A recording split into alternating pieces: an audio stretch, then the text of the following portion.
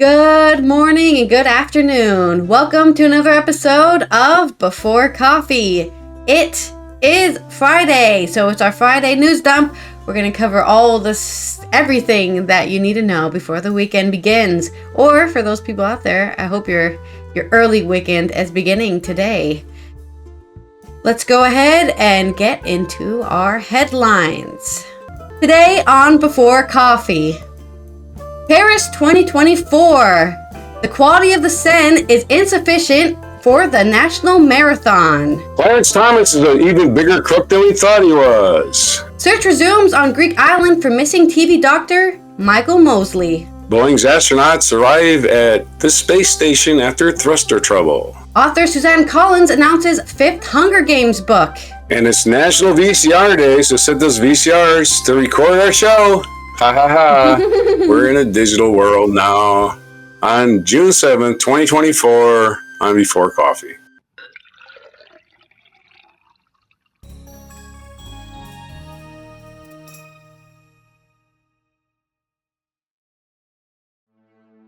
All right, let's go into our first news story, which is from Le Monde. So it is translated from French. So I apologize for any weird sentences I say because I have to translate it.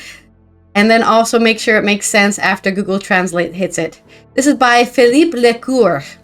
Scheduled for June 10th, training in the Seine was cancelled. At the start of this week, authorities warned that after the rainfall of recent weeks, it would take a little time for the river to return to a more normal flow and the water to have less degraded quality. It will probably not be very good. The public authorities warned, it's clearly not very good yet.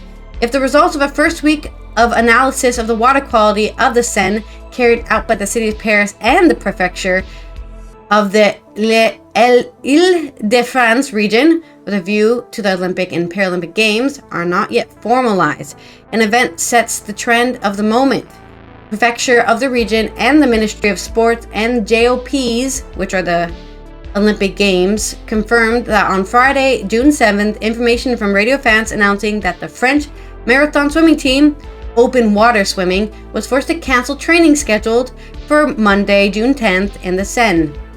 Without even talking about the quality of water, it is above all the flow of the river which led to this cancellation, they explained to the regional prefecture, where we add the authorization procedure, the issuance of an order had not been undertaken for this training given the weather conditions of recent weeks.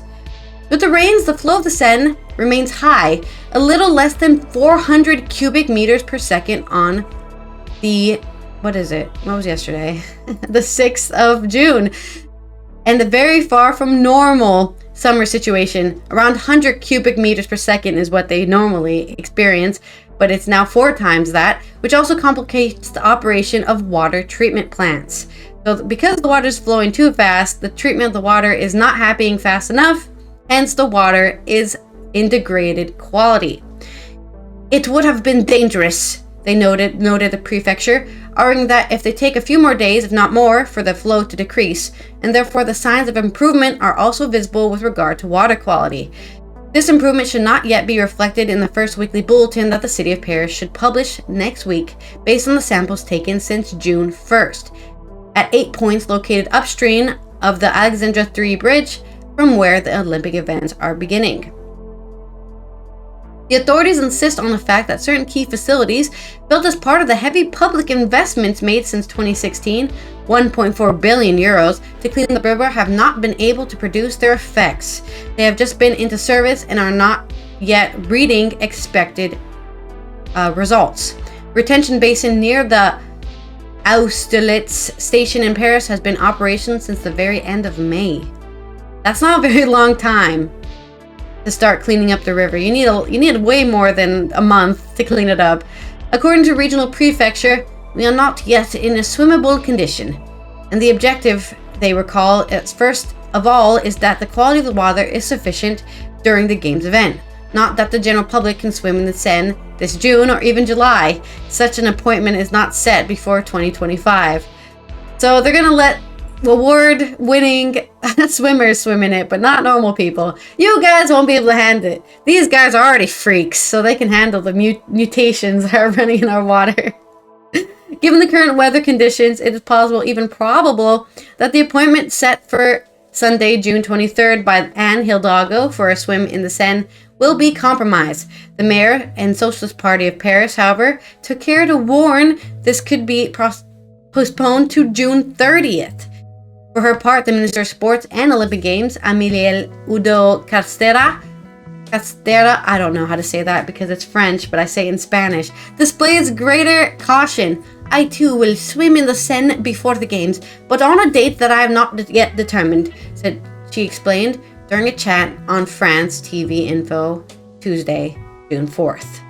So, at least the mayor of Paris is willing to swim in the waters along with any of the Olympic and Paralympic Games participants to prove that the water is safe to swim in. That's your news coming up from the Paris Olympic Games. On to yours.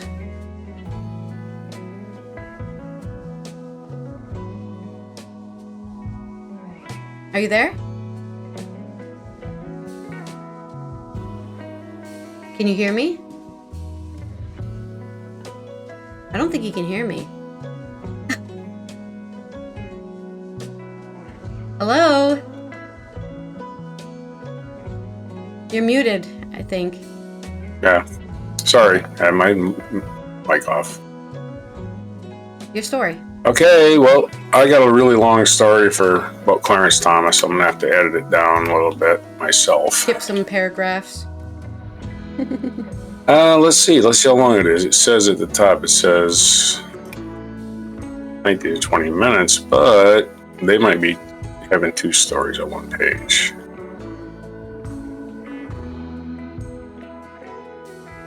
Okay. Yeah, it bleeds into the Steve Bannon story. That guy, the idiot, going to prison. Okay, this is from New Republic, but it's from a story from another paper called Fix the Court, a Judicial Watchdog.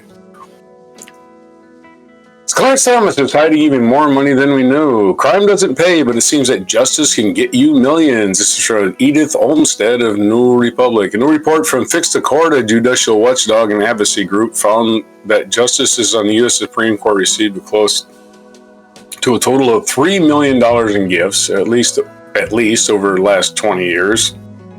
More than 2.4 million of those gifts being directly solely at Justice Clarence Thomas. Yeah. The whole entire total is $3 million, but 2.4 of it is one guy. Thomas has repeatedly been the focus of ethical scrutiny of reports that he received exorbitant gifts and vacations from Republican billionaires and never paid back a loan for his beloved RV and cavorted with the Koch brothers while failing to adequately disclose many of the perks he received. All this has been reported on extensively by publications such as ProPublica. Now, Fix the Court has worked to add it all up. Fix the Court was able to identify 103 gifts that Thomas received between 2004 and 2024, totaling a value of $2,402,310. Overall, it found 193 when counting some gifts that were received before that period. These gifts could be a number of things, often meals or lodging, with a free flight counting as one gift and a round-trip journey counting as two. The court's gift reporting threshold has slowly risen over the course of 20 years. In 2004, it was $285. In 2023, it was $480. Of course, of those 193 gifts, Thomas only disclosed receiving 27.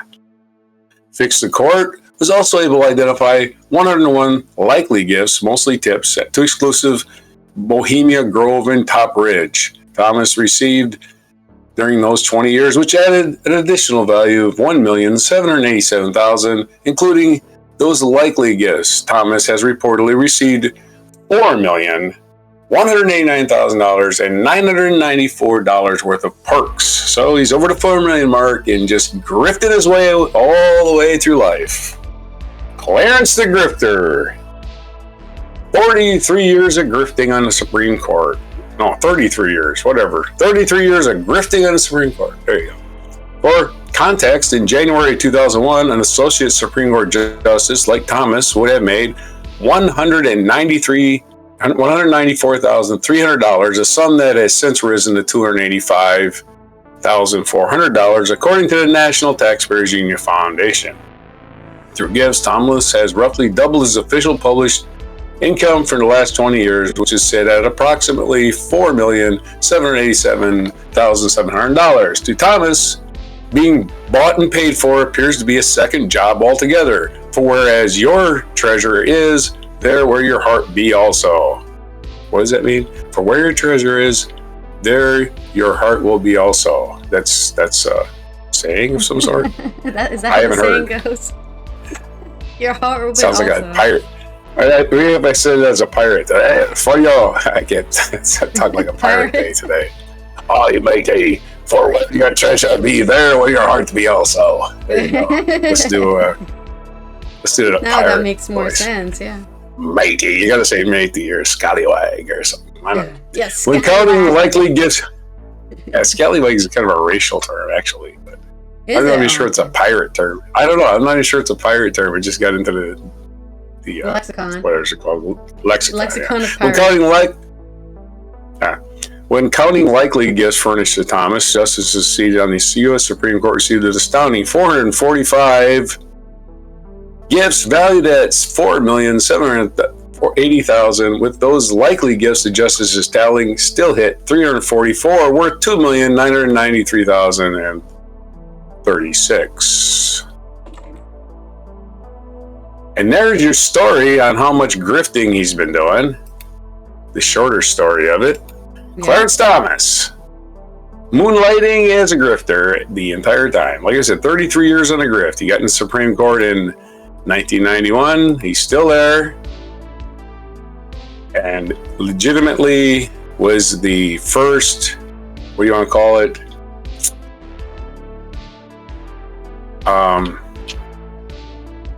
Equal opportunity employer kind of thing. A black justice, a black liberal justice retired. Let's replace him with a conservative black justice, right? Mm-hmm. Because we're against affirmative action, but we're going to do 1-for-1 quotas. That's what George Bush the First did when he appointed out was. Yep. They didn't want to use the buzzword of affirmative action, you know. Oh no, that's not what this is. This is something else. Yeah. Yep. And the first thing we learned about Clarence Thomas was he was a low-grade perv of the lowest level. Just a perving all day at work. So when he stopped perving, he started grifting. So everybody's just said, "Oh my God, you can't attack this poor black man for being a perv." No, we don't care about his race, folks. And here's the thing, we never cared about his race. Ever, not for 1 second have I cared about his race. Not even for 1 second. He's a grifter. That's all there is to it. He don't belong in the Supreme Court. He's for sale, folks. I can't buy him. I can't afford him. You can't afford him. Guess who can? The people who want the laws written can afford him. Why? Yep. They're rich. Ha ha. Anyway, the guy's a crook. The Supreme Court has no respect in this country whatsoever. We don't like most of the people on it. So, yeah, there we are. And they can't be. They're in there for life. Ha ha ha. Joke's on us. Anyway, back to you. Okay. Next story is about something I don't know anything about, which is why I clicked on it. There is a TV doctor called Michael Mosley. I've never seen him, but I don't watch TV doctors. But supposedly, he is missing on a Greek island. This is from Darmoud Pepper on the Journal.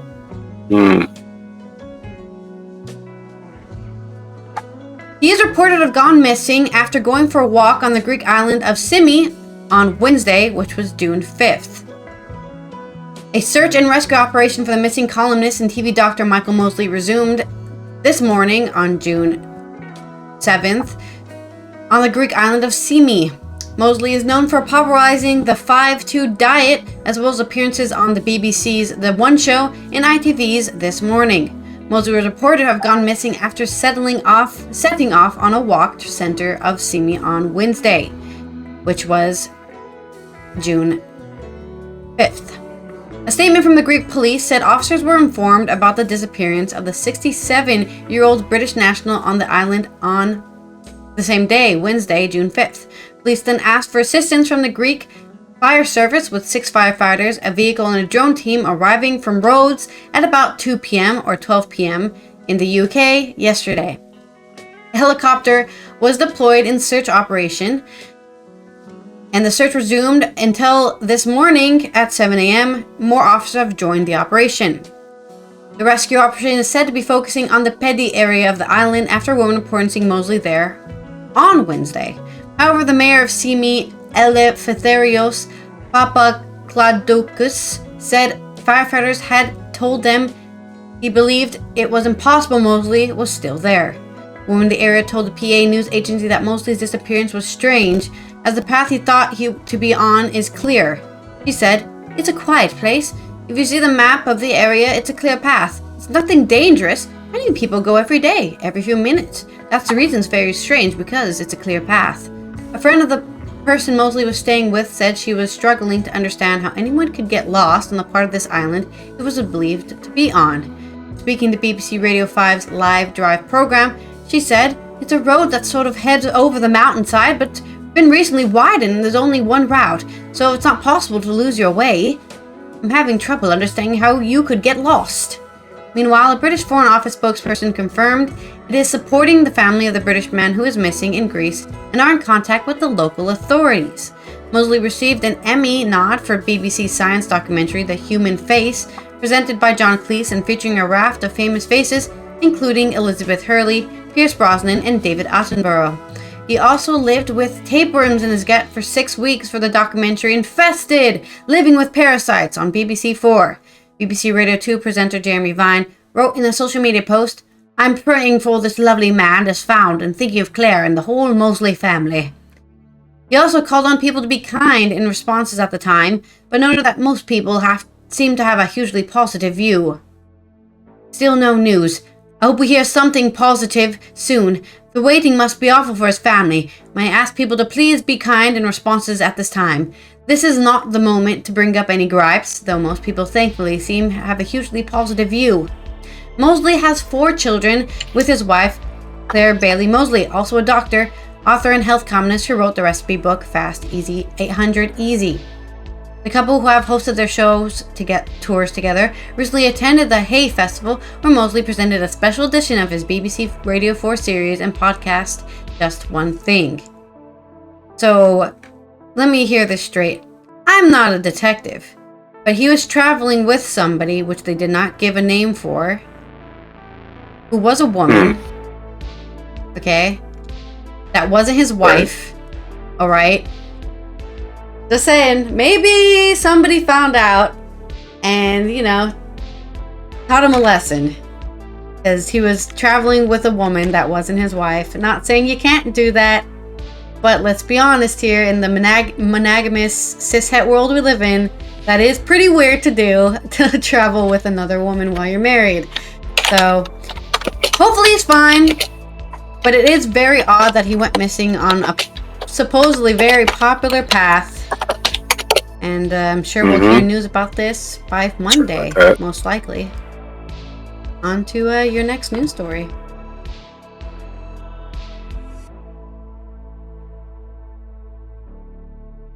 Whoop, had my mic off again. Sorry. I started typing on my keyboard and I realized my mic wasn't on.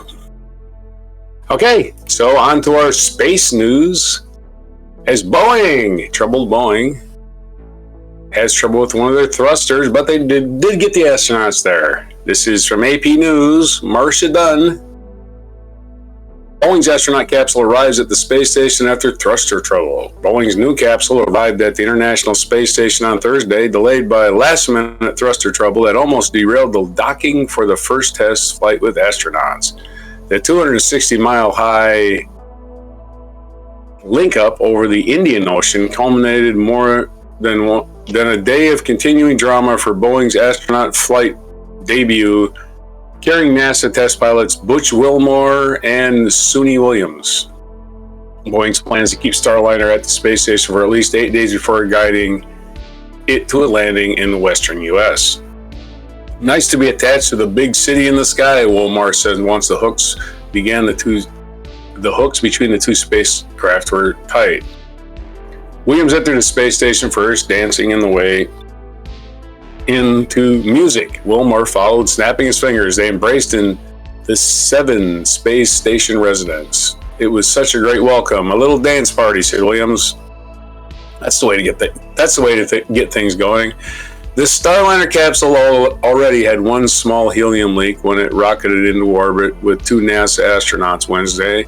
Boeing and NASA managers were confident they could manage the propulsion system despite the problem that more leaks were unlikely. But just hours into the flight, 2 more leaks cropped up, with another was discovered after docking. Later, 5 of the capsule's 28 thrusters went down. The astronauts managed to restart 4 of them, providing enough safety margin to proceed. By then, Starliner had passed up the first docking opportunity and circled the world for an extra hour alongside the station before moving in. The thrusters' problems were unrelated to the helium leaks, NASA's commercial crew programmer Steve Stitch said after the docking. Going forward in the flight, we have some tools in our toolkit to manage this, Stitch said. Earlier in the day, before the thrusters malfunctions, officials stressed that the helium leaks pose no safety issues for the astronauts or the mission. Helium is used to pressurize the fuel lines of Starliner's thrusters, which were essential for maneuvering. Before liftoff, engineers devised a plan to work around any additional leaks in the system. A faulty rubber seal no bigger than a shirt button is believed responsible for the original leak. Not good. Boeing program manager Mike Nappy said there should be plenty of helium reserve for the trip home. After the space shuttle retired, NASA hired Boeing and SpaceX to ferry astronauts to and from the space station. SpaceX's taxi service began in 2020. Boeing was supposed to start around the same time, but was held up for years by safety concerns and other troubles. Stitch said none of the problems so far require a repeat of an astronaut test flight before certifying the capsule for regular use. So the thruster problem wasn't a major problem, didn't prevent them from docking completely, and it didn't kill them. And thankfully, they docked safely and are having a dance party. So, wave to them folks in space as they fly by. If you're one of them people that likes tracking the space station as it flies by at night, you can see it's across the sky, and it's kind of cool because it moves pretty fast. Anyway, so there's your story on space for Friday. Yeah, space. They may not be able to make a plane, but at least they can get to space. And I sent you a link. You sent me a link. All right. Did you? Yes, I did. All right. Oh, yeah, right yes, here. I see it. Okay. Right. For my next story, let's talk about Suzanne Collins, who is the author of the Hunger Games series, and it looks like she's writing another book. Inspired, this is from The Guardian, by Gloria Oladipo. Inspired by an 18th century Scottish philosopher and the modern scourge of information, Suzanne Collins is returning to the ravaged and post-apocalyptic land of Panem for a new Hunger Games novel. Scholastic announced on Thursday, which was June 6th, that Sunrise on the Reaping, the 5th volume of Collins' blockbuster dystopian series, will be published on 18th of March 2025. So mark your calendars, fans! The new book begins with the reaping of the 50th Hunger Games, set 24 years before the original Hunger Games novel, which came out in 2008, and 40 years after Collins' most recent book, The Ballad of Songbirds and Snakes, which was published in 2020. Collins had drawn upon Greek mythology and the Roman gladiator games for her earlier Hunger Game books, but for the upcoming novel, she cites the Scottish Enlightenment philosopher David Hume. Oh no, not David Hume. Anyone but him! No, I'm just kidding. I don't remember what Hume's philosophies are because there's too many philosophers in the world. But I'm sure they'll tell us. With Sunrise on the Reaping, I was inspired by David Hume's idea of implicit submission, and in his words, the easiness with which the many are governed by the few. Collins said in a statement, the story also lends itself to a deeper dive into the use of propaganda and the power of those who control the narrative. The question is real or not real seems more pressing to me every day. Talk about topical. Ellie Berger, president of Scholastic Trade, sang praises for Collins and the upcoming book. Suzanne Collins has done it again, bringing us back to the world of Panem in order to ask us important questions about our own world. said Berger, the Hollywood Reporter, reported. Sunrise on the Reaping is a remarkable book, bringing new complexity, perspective, and revelations to a piece of Hunger Games story that readers have longed to know more about. On social media, fans widely shared their excitement for the later Hunger Games edition. It's time to reread the books for the fourth time, said one commenter on Twitter. Another thrilled and admirer wrote, "Is this real? Like, actually real?" Film rights have not yet been announced. They're already like, are we going to make a movie? All 4 previous books have been adapted into movies. A multi-billion-dollar franchise for Lionsgate that featured Jennifer Lawrence portraying heroine Katniss Everdeen in the film versions of The Hunger Games, Catching Fire, and Mockingjay, and the last of which came out in 2 installments. The first 4 Hunger Games books have sold more than 100 million copies and been translated to dozens of languages. Collins had seemingly ended the series after the 2010 publication of Mockingjay, writing in 2015 that it was time to move on to other lands. 4 years later, she stunned readers and the publishing world when she revealed she was working on what became the Ballad of Songbirds and Snakes, set 64 years before the first book. The film version of Songbirds and Snakes, starring Tom Blythe and Rachel Zegler, came out last year. The film proved to be a box office hit, earning a whopping $337.4 million. The Hunger Games series has also had a resounding international impact beyond the books and films. Since 2014, a 3-fingered salute, the first debuted in the film franchise, was adopted by activists in Southeast Asia as a symbol for resistance and support for democracy. We knew that it would be easy to understand that represents concepts of freedom, equality, and solidarity, said Thai pro-democracy activist Sarawat in a 2021 Guardian interview. Sarawat added that the critique of authoritarianism in the Hunger Games franchise struck a chord with youth demonstrators. It was partly because anti-coup situation back then felt similar to the scenes in the Hunger Games film, where the people put 3 fingers up towards President Snow, he added. The Associated Press did contribute to this report. Yes, I think The Hunger Games is a really great series for the modern day. Especially now, there's a huge trend happening on, I don't know if on TikTok, but happening on YouTube Shorts, where people are showing images from the Met Gala, playing the song Hanging Tree that was sung by, I literally just forgot her name, Jennifer Lawrence, in the film Mockingjay, and just going and showing also in another scene, like homeless people. Like, look at all these rich people dressing up in their weird, fancy outfits, just like the people in the Capitol do in the book series, while there's people in the street right across from the Met Gala, homeless, starving, and begging for money. What the contradiction in society. So, yes, The Hunger Games has unfortunately always been relevant to our times that we're living in, and it looks like the next book is going to be even more relevant, as people are going to be questioned about their own consumption of propaganda, I guess. You're still muted. Maybe we just have. Maybe they just start the actual Hunger. Maybe they just start the actual Hunger Games themselves, right? Yeah. Hear me all right? Yeah, I hear you fine. Sorry. Okay. I just turned my volume down because I was getting a little bit of feedback noise. Mm-hmm. Yeah, maybe let's start the real Hunger Games and make that a show. That would be the eventual conclusion, right? It was a show. That's what I mean. Like, I think the original movie was Marathon Man with Dustin Hoffman, where it was a show where they were just hunting him and filming it. And then there was The Running Man, which is a Stephen King book that Arnold Schwarzenegger was in the movie, The Running Man. That's a good one. That was way long time ago. But again, similar shows. We're having a contest, a game show. There's a winner, but it's violence. Actually, very entertaining shows if you want to, movies if you've never seen them. Running Man and Marathon Man, basically the same kind of theme.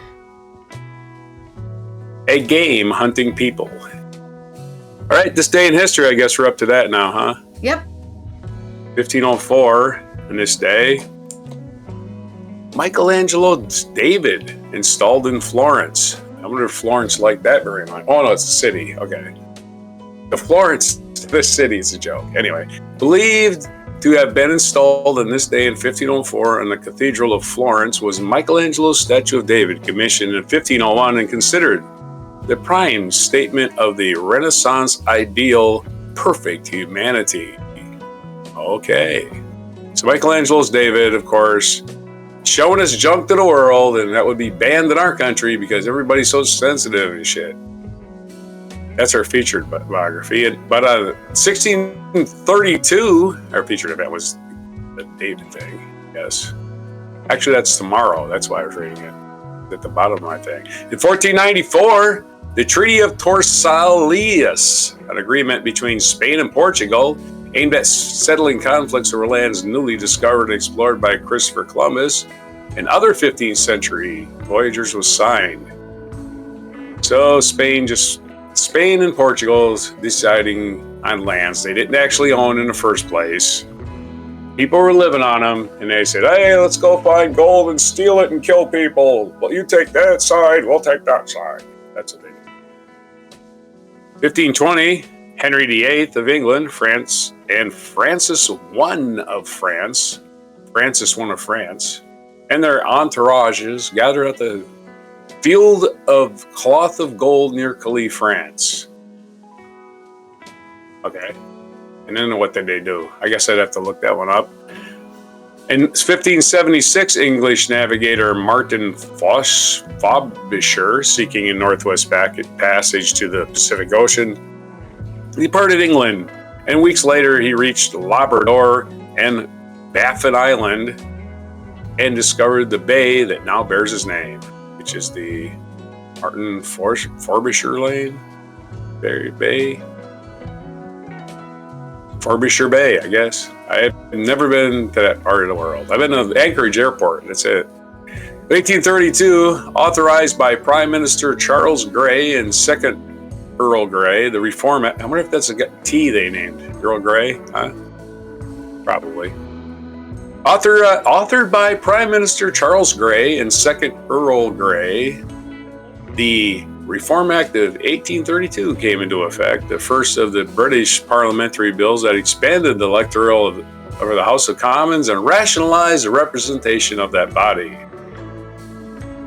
1917, poet Gwendolyn Brooks, whose work depicted the everyday life of urban African Americans and who was the first African American poet to win the Pulitzer Prize in 1949. Well, she was born on this day in 1917. 1965, in this day, the landmark case of Griswold versus the state of Connecticut. No, it wasn't the Griswolds from the U.S. Vacation movie, not them Griswolds. The U.S. Supreme Court ruled in favor of the constitutional right of married persons to use birth control. I'm not sure who was trying to decide that married people didn't have a right to use, who brought the suit, who tried to sue married people for trying to have birth control.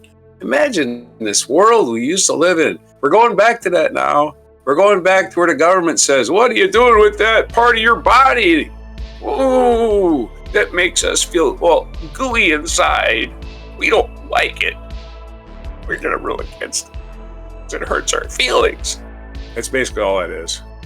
It has nothing to do with science. It has nothing to do with law. It has nothing to do with freedom. It's just gushy feelings of men, basically. 1970, English novelist, essayist, and social and literary critic E.M. Forster, whose acclaimed novels include Howard's End and A Passage to India, died at the age of 91. So he got a big long life. Big long life. And he wrote Howard's End in 1910. He died at the age of 91. He's born in 1879. Yeah, so he enjoyed a lot of success at an early age. Lived to be 91. 1982, Graceland, Elvis Presley's home in Memphis, where he died in 1977, was open for the public tours and became one of the top tourist attractions in the United States. Memphis, Tennessee. 2006, Jordanian-born Iraq militant Abu Masraf al-Jazairi, the stealth-style leader of Iraq and the Islamic militant group Al-Qaeda, thought by many to have been the mastermind behind the numerous terrorist attacks, was killed by a U.S. military airstrike. So, happy death, Mr. Terrorist. The featured event in this day, 1929, the Lateran Treaty was ratified. Through the Lateran Treaty, signed February 11th, 1929, by Benito Mussolini for Italy and by Pietro Gasparri, Cardinal Secretary of State for the papacy, and ratified on this day in 1929, Vatican City became a sovereign state. So Mussolini helped the Vatican become a sovereign state. That's interesting. Of course, Mr. Fascist himself. Whose birthday is it today? It's Prince's birthday. Prince was born on this day in 1958 in Minneapolis, Minnesota. If you don't know what Prince is, he was a singer, songwriter, musician, and producer. He died April 21st, 2016 at the age of 57 in Chanhassen, Minnesota. Died basically alone in his elevator because he had too many prescription drugs in his system. Maybe even non-prescription drugs. 1905, James J. Braddock was born, American boxer. Also born this day, Dean Martin, American singer and actor. 1917. 1952, the birthday for Liam Neeson, Northern Irish American actor. He's Irish. I don't know what's Northern Irish. Oh, I'm not Irish, I'm Northern Irish. What? Anyway, 1958, American singer, songwriter, musician, and producer Prince was born. And those are your days, your historical events for today, which is National Boone Day. Yes, they're talking about Daniel Boone, American frontiersman. It doesn't say it's his birthday, but let me see. I didn't see it on my birthday thing. Why is it National Daniel Boone Day? It's to commemorate the day frontiersman Daniel Boone began exploring the valleys and forests of the present-day bluegrass state of Kentucky. Possibly a distant relative of ours, Daniel Boone. I had to do more research, but I think he is. National Donut Day. Aha! It's National Donut Day. Hell yeah! Right? We'll get that pastry with a hole in the middle. And National VCR Day. National Oklahoma Day. World Carrying Day. There you go. It's World Carrying Day. And it's National Chocolate Ice Cream Day. Oh my God. It's Donut Day and Chocolate Ice Cream Day. You can't do that to people. You cannot do that. More like National Diabetes Day. Exactly. If you like chocolate ice cream and donuts, we'll see you in the hospital. Well, it's been nice knowing you. How about that?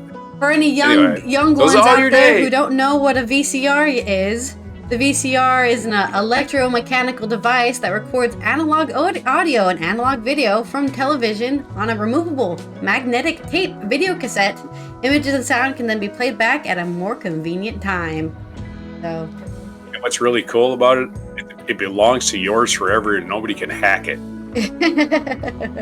Well, they could erase it for you and then you lose it forever, I guess. Yeah, they have to get to your house first. Nobody can just go on the internet and go, I'm going to erase this VCR tapes. Nope, I got a VCR tape. This video has copyright. We're erasing it. There was a time when VCRs were the most revolutionary thing in the world, and they cost about $3,000 to buy one when they first came out. The first ones that were really any good were the Sony Betamax, and they were much better than the VHS, which they eventually industry standard became. But the Betamax players were too expensive, I think, and they just got to be, I'm not buying that damn thing. Holy shit, So it was a whole different system that went straight to hell, the Betamax. Nobody even touched it anymore, right? Anyway, there's the history of VCR.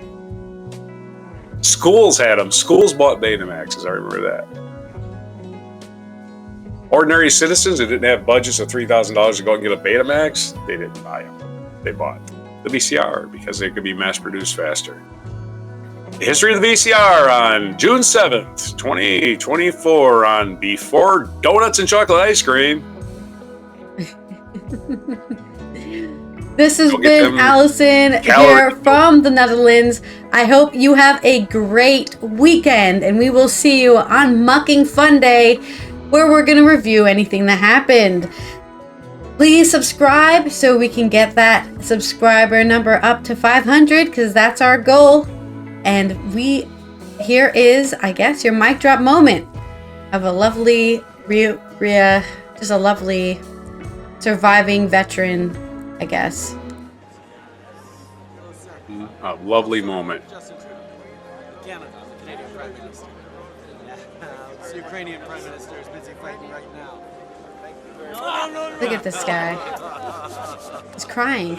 Oh, you're the savior of the people. Here's my eyes. Not a picture. Was this a French guy? I can't really see his. My hero. No, you are our hero. You're my hero. I can't read what his jacket says.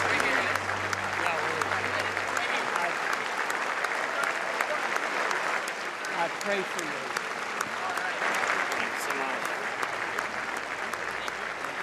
He doesn't need any more prayers. He survived.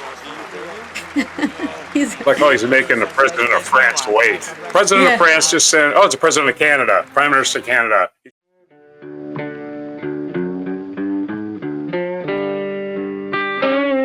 Be sure to hit the like, subscribe, and notify buttons, and follow our other channels: Toxic Alley, History of Gravy, and Scratchy Old Records.